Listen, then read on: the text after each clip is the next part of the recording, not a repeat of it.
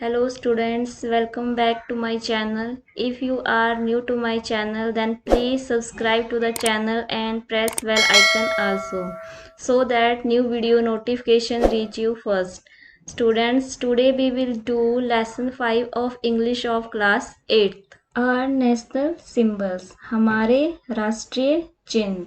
Okay, let's start the lesson. Every independent country of the world has some national symbols of its own. Every independent country means हर एक प्रत्येक स्वतंत्र देश का जो है मतलब जो संसार में स्वतंत्र देश हैं उनका सबका अपना कुछ जो है वो चिन्ह होते हैं, राष्ट्रीय चिन्ह होते हैं. These symbols inspire and unite its people. ये चिन्ह जो होते हैं वो देश के लोगों को प्रेरित करते हैं और उनको एकीकृत रखने में हेल्प करते हैं. This stand for the various culture, features and values of that nations. ये जो राष्ट्रीय चिन्ह होते हैं वह उस देश की कुछ सांस्कृतिक विशेषताओं और मूल्यों को दर्शाते हैं. Stand for दर्शाते हैं. Cultural feature means सांस्कृतिक विशेषताएं. Values means मूल्य. These symbols play an important role in motivating the people of the nations to work together.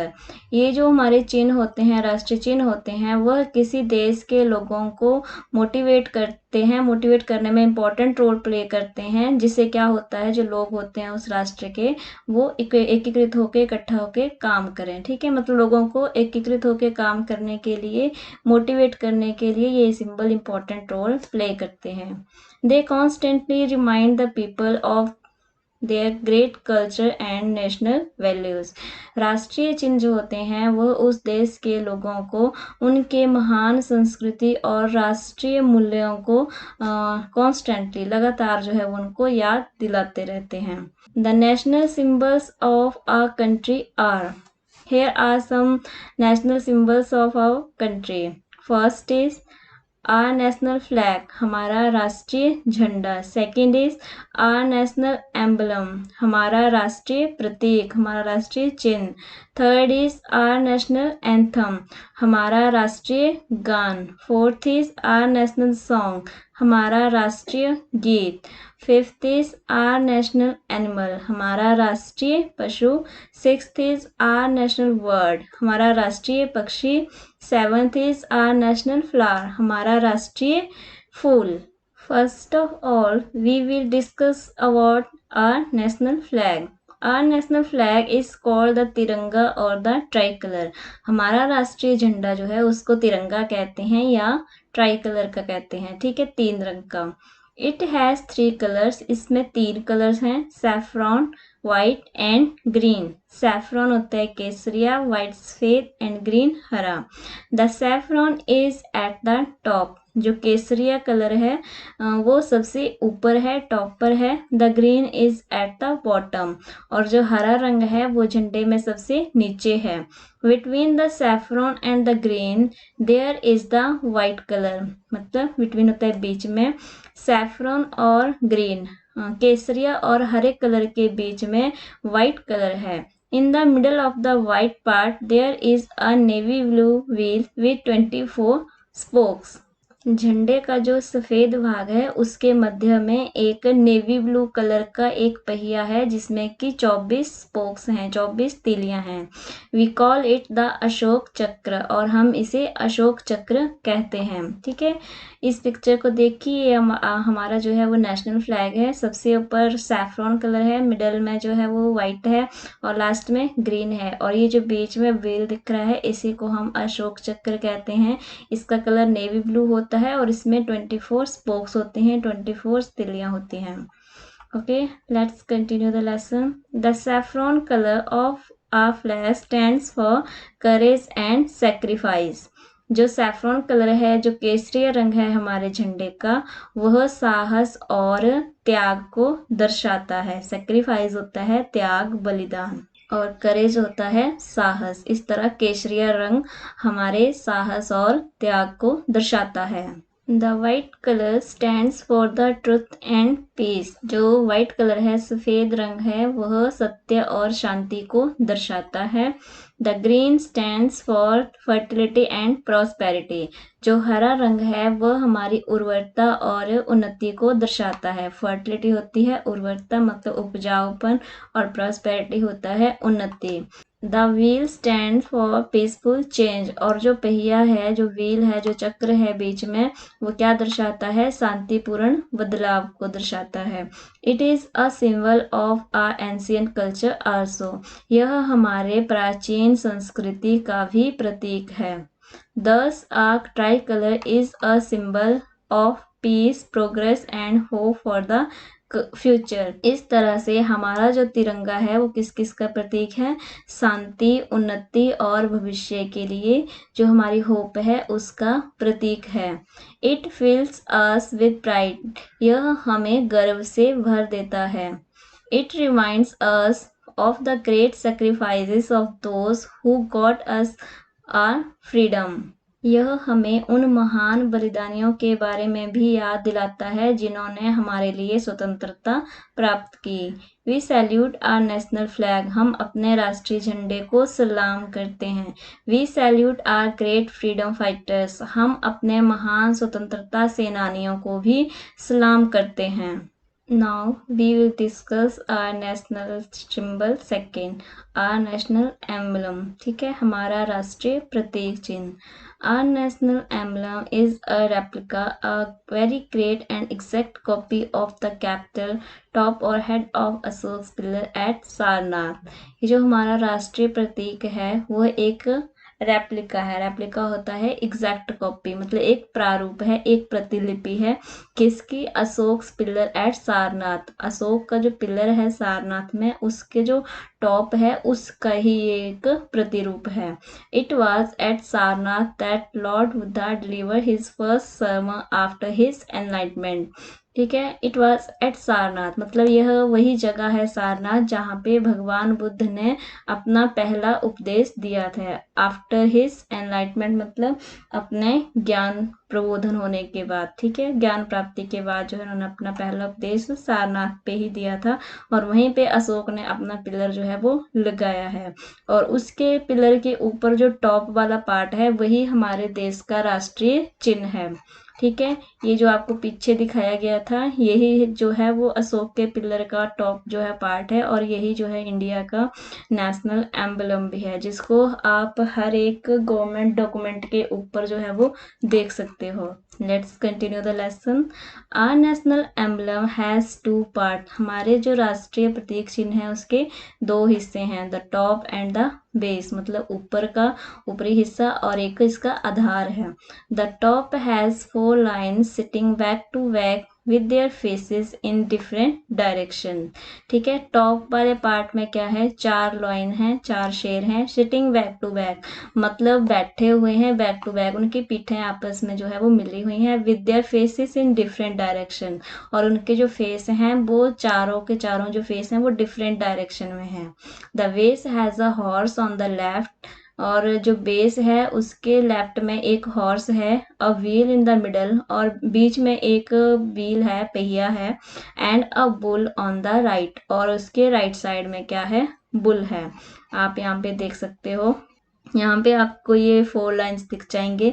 जो 4th लाइन है वो इस वाले के पीछे है, जो हमें दिखाई नहीं देता है लेकिन वो भी है। तो इस तरह से वो बैक टू बैक जो है वो यहाँ पे खड़े हैं। इनकी जो फेस हैं वो सबके डिफरेंट डिफरेंट डायरेक्शन में है। ठीक है, आप देख सकते हो ये वाला टॉप वाला पार्ट है, और ये जो है ये हमारा वेस है। ठीक है, देखो बीच में जो है वो क्या है? व्हील है, और इसकी इस साइड देखो हॉर्स है, और इस साइड बुल है। आगे क्या है इसमें? Below these 3 figures the word सत्यमेव जयते हैज इंस्क्राइब्ड। और इन फिगर्स के जो क्या है नीचे, ठीक है, फिगर के नीचे क्या लिखा हुआ है? सत्यमेव जयते लिखा है।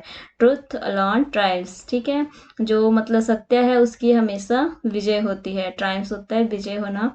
Our national emblem is also the seal of the government of India. और यह जो हमारा राष्ट्रीय चिन्ह है यही हमारी भारत सरकार का क्या है, सील भी है, मोहर भी है। ठीक है, we have it on all our currency, stamp papers, revenue stamps, official documents and all official publications.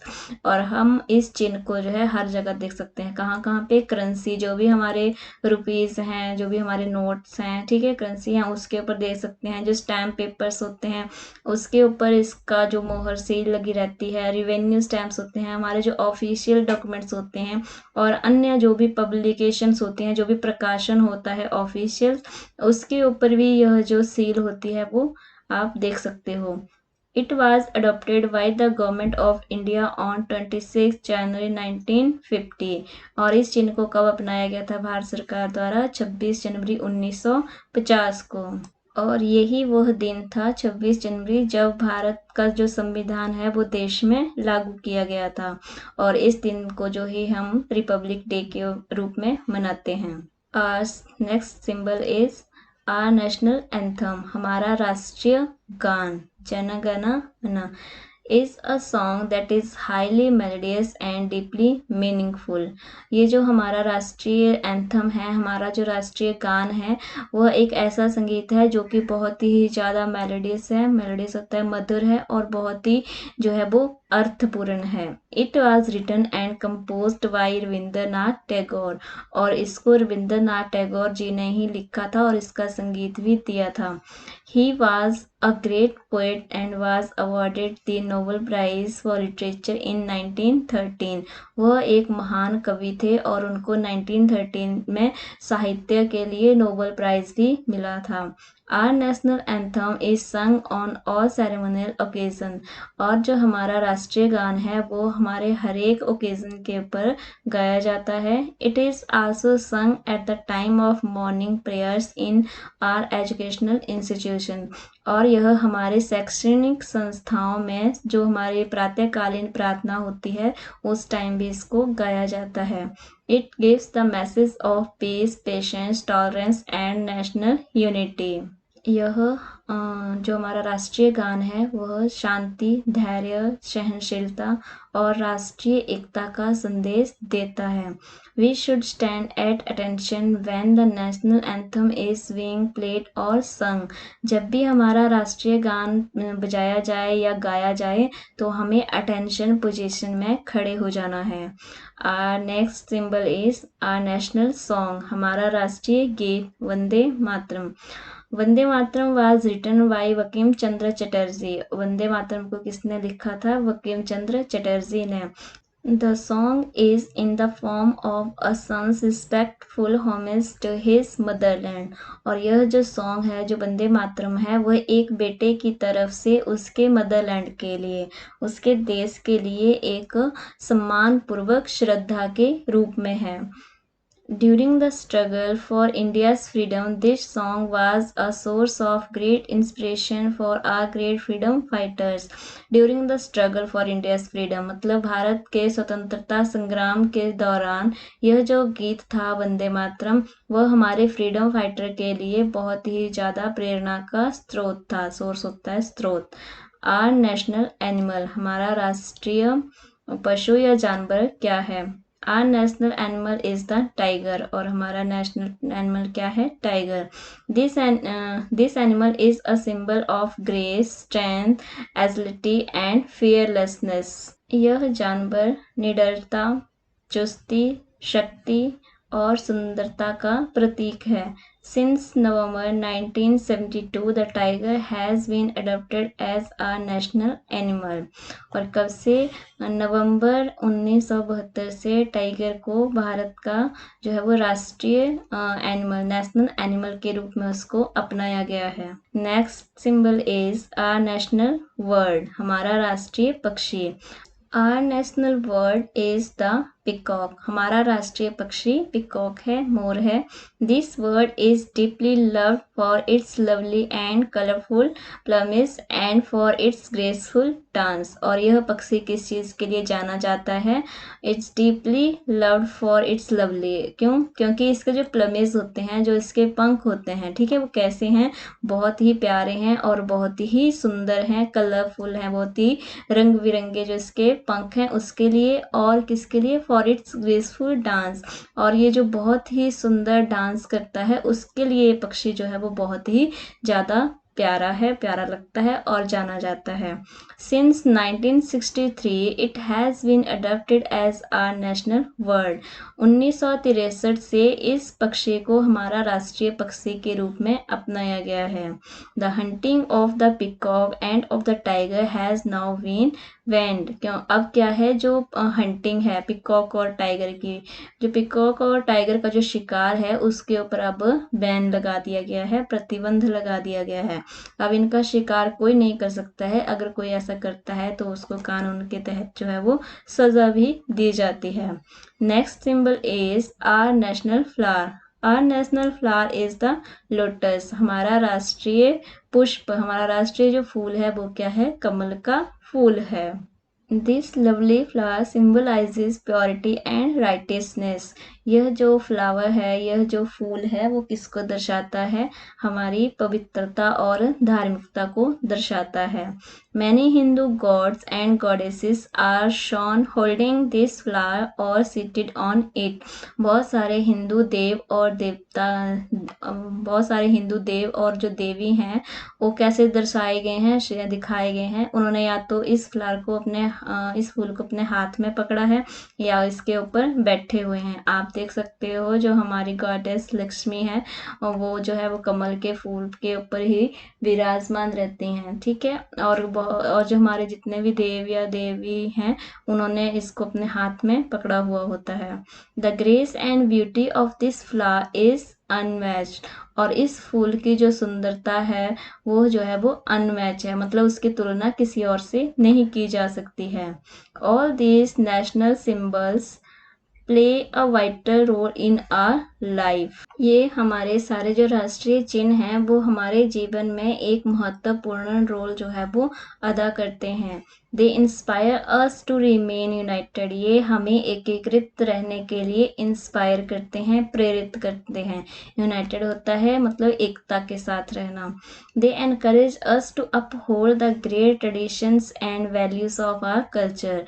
और ये हमें एनकरेज करते हैं, हमें प्रोत्साहित करते हैं ताकि हम अपनी महान जो हमारी परंपराएं हैं और जो हमारी संस्कृति के जो मूल्य हैं हम उनको थामे रखें, अपहोल्ड करे रखें, थामे रखें, उनके ऊपर चलते रहें। That's all about your lessons. इसी के साथ आपका लेसन जो है वो कंप्लीट होता है। यहाँ पे आपको कुछ नेशनल सिंबल्स वो दिखाई गए हैं, ठीक है। पिकॉक है, लोटस है, टाइगर है।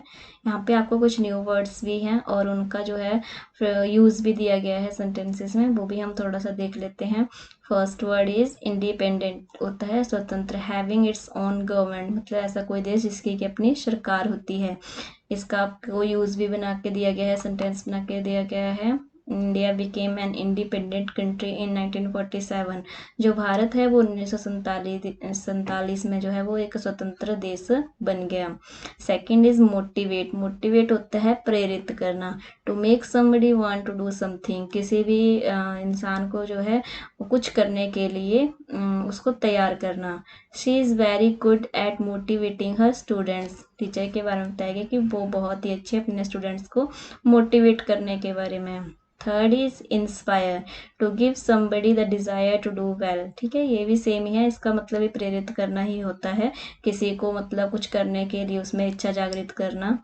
Gandhi ji inspired us to follow the path of non violence. Gandhi ji ने हमें अहिंसा के रास्ते का अनुसरण करने के लिए इंस्पायर किया है। Next is stand for. इसका मीनिंग है to be a symbol of something, मतलब किसी चीज़ का प्रतीक चिन्ह होना।